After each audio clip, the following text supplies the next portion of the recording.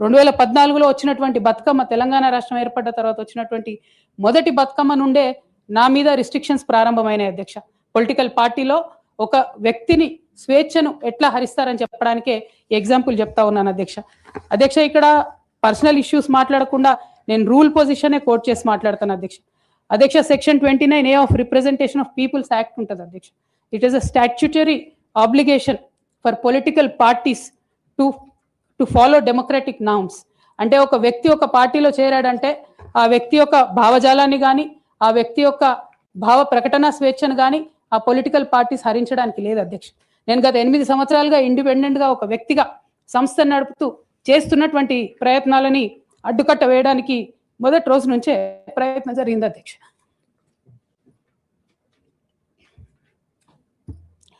కానీ ఎక్కడ కూడా నేను తెలంగాణ బిడ్డలని, తెలంగాణ ప్రజల్ని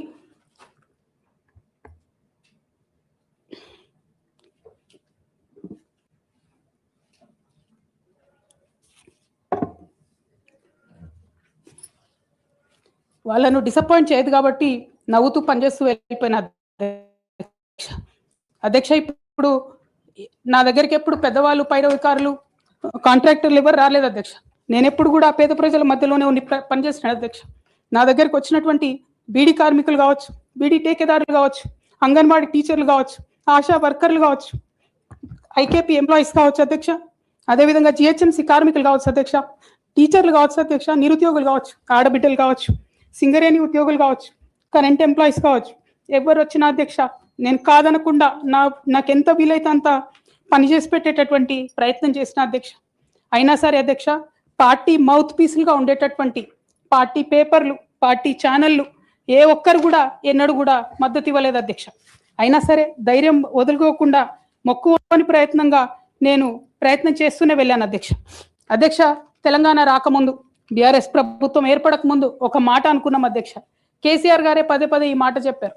ఉమ్మడి రాష్ట్రంలో మనకు కాంట్రాక్ట్ వ్యవస్థ వచ్చింది, మరి కాంట్రాక్ట్ ఎంప్లాయీస్ తోని, అవుట్ సోర్సింగ్ ఎంప్లాయీస్ తోని దేశానికి నష్టం జరుగుతుంది, రాష్ట్రానికి నష్టం జరుగుతుంది, అందరికన్నా ఎక్కువ తెలంగాణ యువకులకు నష్టం జరుగుతుందని చెప్పారు అధ్యక్ష.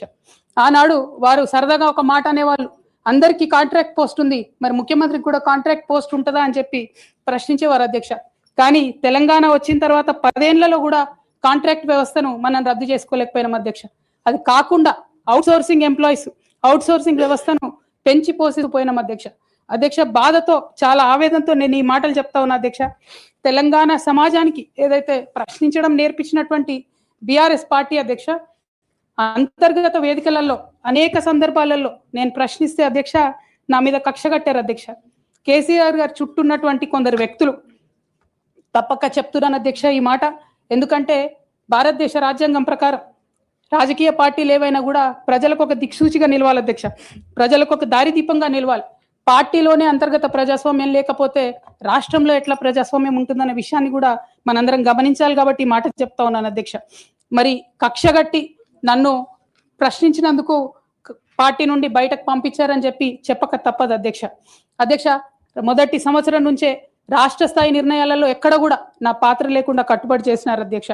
ఇవాళ ఆనాడు బాధపడ్డా, ఇవాళ నేను సంతోషపడతా ఉన్నా అధ్యక్ష.